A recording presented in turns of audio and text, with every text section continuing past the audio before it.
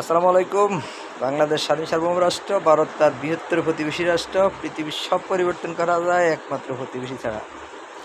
সাধারণত প্রতিবেশী রাষ্ট্রগুলোর সম্পর্ক হয় বন্ধুত্ব ভাবাপন্ন, যদিও সে পরীক্ষায় ভারত উত্তীর্ণ না, কারণ ভারত বাংলাদেশকে কখনো তার বন্ধু মনে করে না, সে তার কৃতদাস মনে করে, বাংলাদেশকে ডমিনেট করার চেষ্টা করে, বাংলাদেশকে তার গোলামে বানিয়ে রাখার চেষ্টা করে।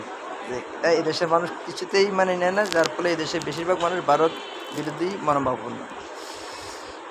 পাশাপাশি রাষ্ট্রগুলোর বিষয়ে স্বাস্থ্য সংশ্লিষ্ট বিষয়গুলো পারস্পরিক শ্রদ্ধাবোধের ক্ষেত্রে দ্বিপাক্ষিক সম্পর্কগুলো হয় দেনা পানা হিসেবে। আপনি আমার থেকে নেবেন, আমাকে দিবেন, সেই ক্ষেত্রে হলো সম্পর্ক। এখন আপনি নেবেন, আমাকে দিবেন না, সেটা তো হয় না, সেটা সম্পর্ক হয় না, সেটা গোলাম এবং দাসের সম্পর্ক হয়।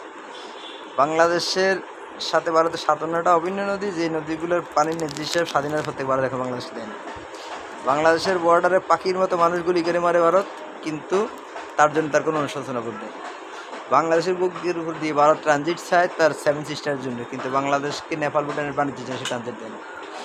বন্ধুত্বপূর্ণ সম্পর্ক করতে হলে আপনি আমার থেকে নিলে আমাকেও দিতে হবে, তাইলে বন্ধুত্বপূর্ণ সম্পর্ক। আপনি নেবেন, আমাকে দিবেন না, সেক্ষেত্রে তো বন্ধুত্ব হয় না।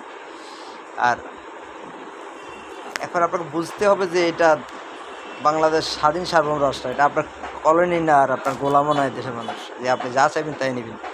পাশাপাশি রাষ্ট্র হিসেবে আপনাকে আমার দরকার, আমাকে আপনার দরকার, সেক্ষেত্রে পারস্পরিক শ্রদ্ধাবোধ, সমান সুযোগ সুবিধার ভিত্তিতে হইতে হবে।